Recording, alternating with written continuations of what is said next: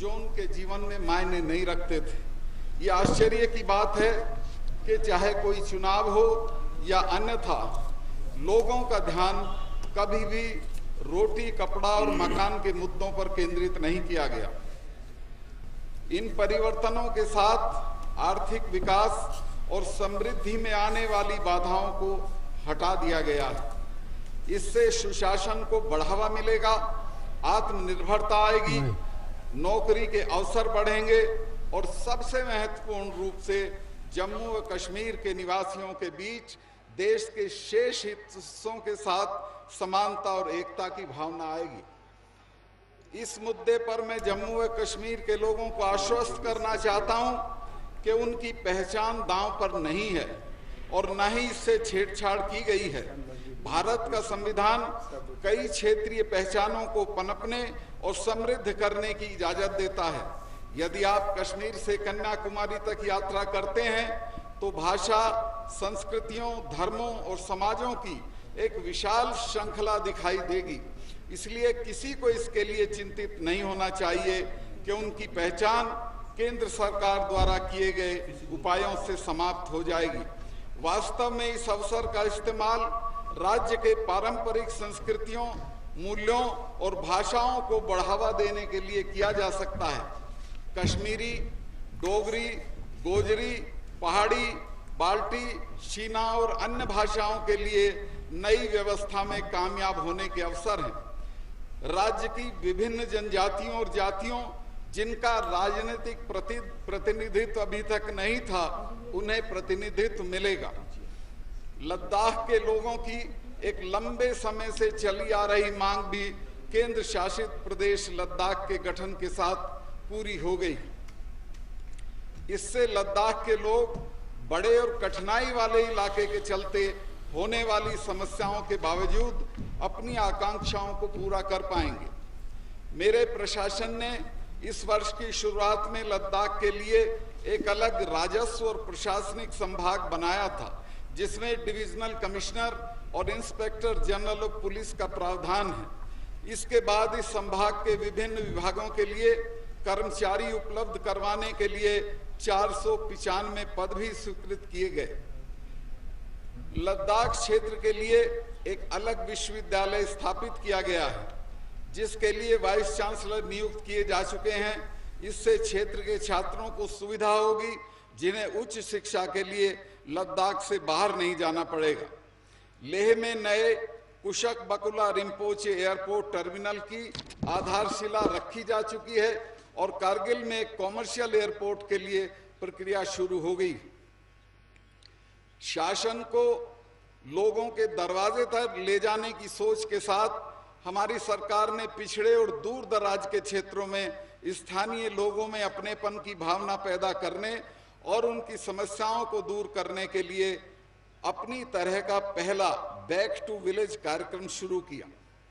राज्य के 4500 से अधिक गजेटेड ऑफिसर्स ने पंचायतों का दौरा किया और लोगों की शिकायतों को हल करने के लिए उनके साथ बातचीत की।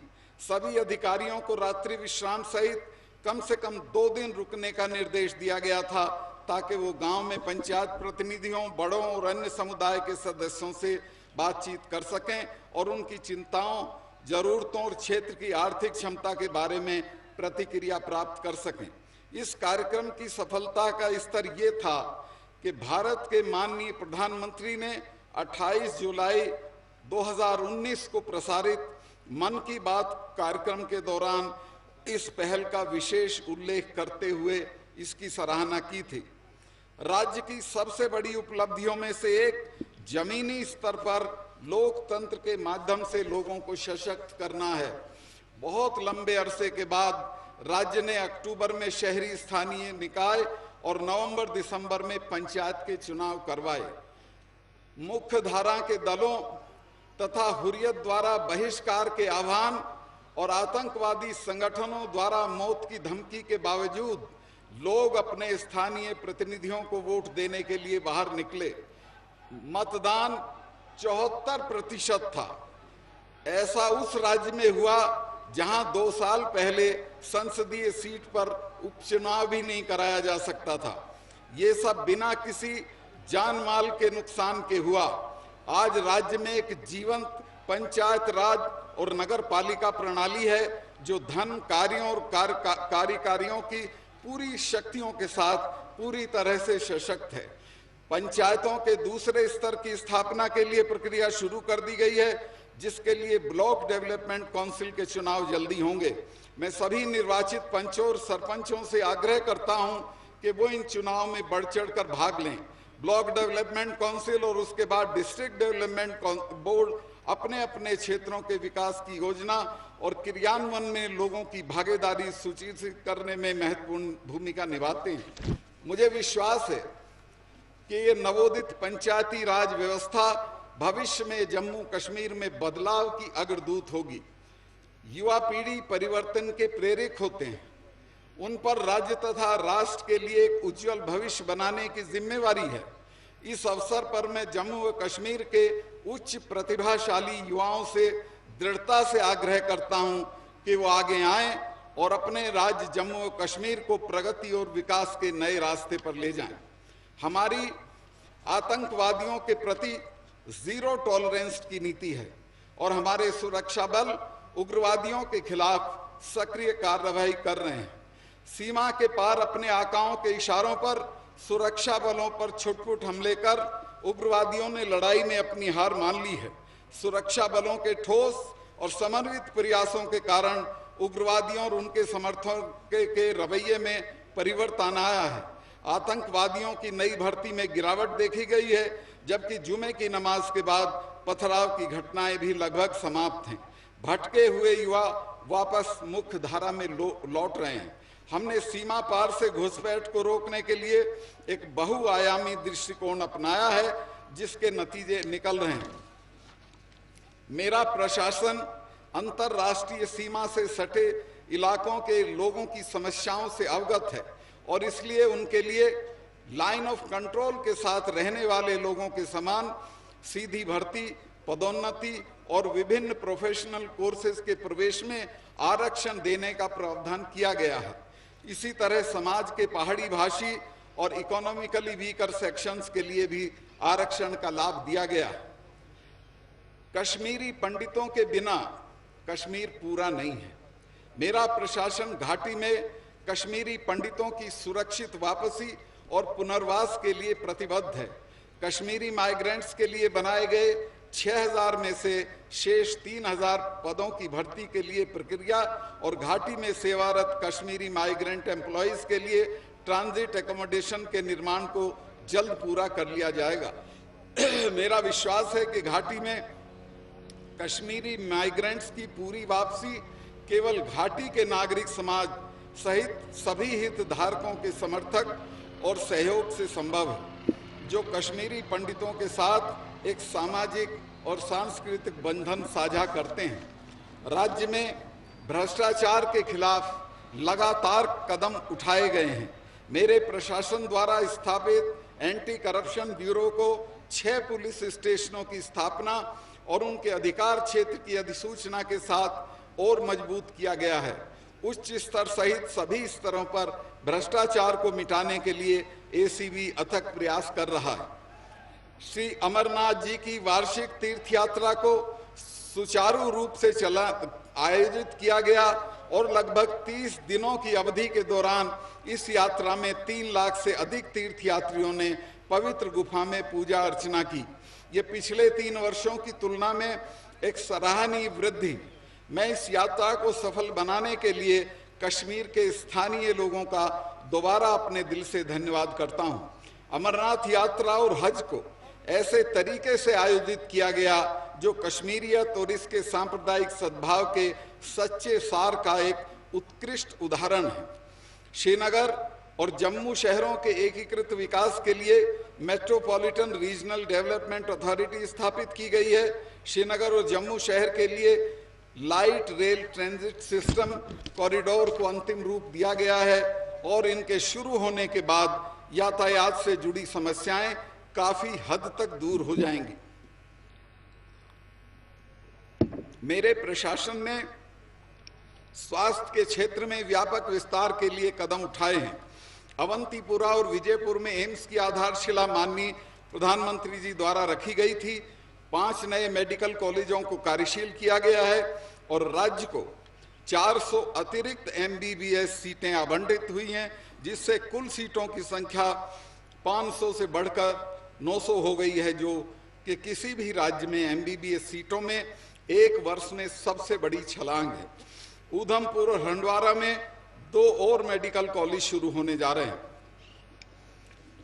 आयुष्मान भारत योजना के तहत देश के सभी राज्यों में जम्मू व कश्मीर को 6 महीने से कम समय में 57% परिवारों को गोल्डन कार्ड जारी करने में पहला स्थान मिला है।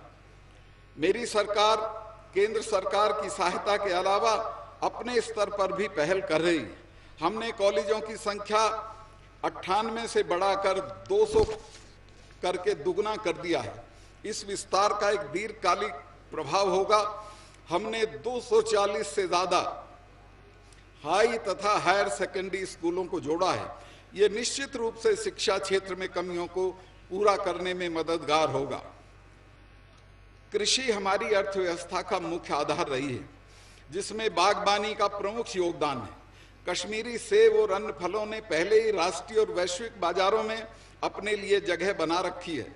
सरकार फसल पकने के बाद के बुनियादी ढांचे की स्थापना, प्रसंस्करण की क्षमता और नए मार्केटिंग उपायों को अपनाने के माध्यम से इस क्षेत्र में वैल्यू एडिशन को प्रस्तावित करने और सुविधाजनक बनाने के लिए सभी कदम उठाएगी।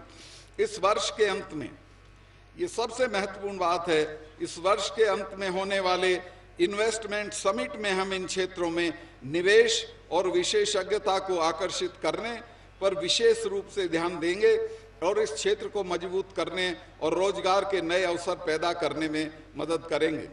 मेरी सरकार को सुरक्षा कर्मियों, विशेष रूप से जम्मू कश्मीर पुलिस द्वारा सामना की जा रही तमाम कठिनाइयों की जानकारी है।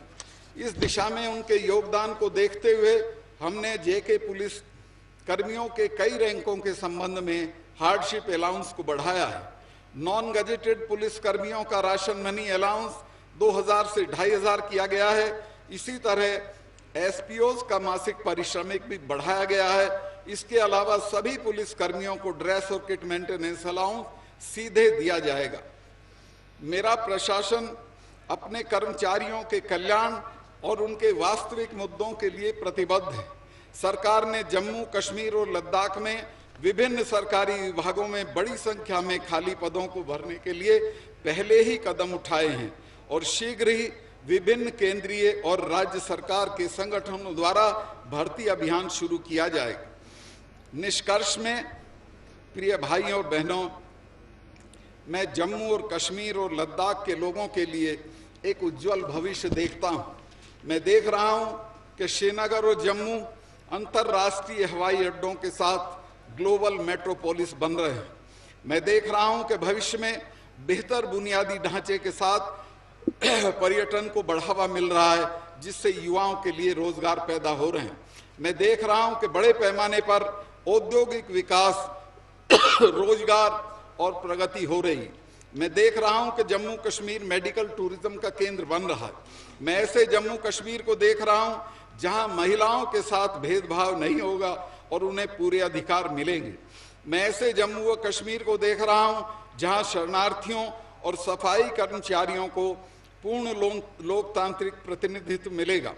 मैं ऐसे जम्मू व कश्मीर को देख रहा हूं जहां केंद्रीय कानून और योजनाओं का लाभ सबको मिल सकेगा। मैं ऐसे जम्मू व कश्मीर को देख रहा हूं जहां पंचायती राज संस्थान और urban local bodies local self governance के साधन बनेंगे। मैं एक बार फिर राज्य के युवाओं से खास अपील करना चाहता हूं कि वो आगे बढ़ें, हर क्षेत्र में आगे बढ़ें। शिक्षा, खेलकूद और सारी चीज़ों के साथ साथ वो प्रदेश की राजनीति भी संभालें और अपने प्रदेश को आगे ले जाएं और देश के श्रेष्ठ राज्यों में से एक बना दें। बहुत बहुत धन्यवाद। जय हिंद।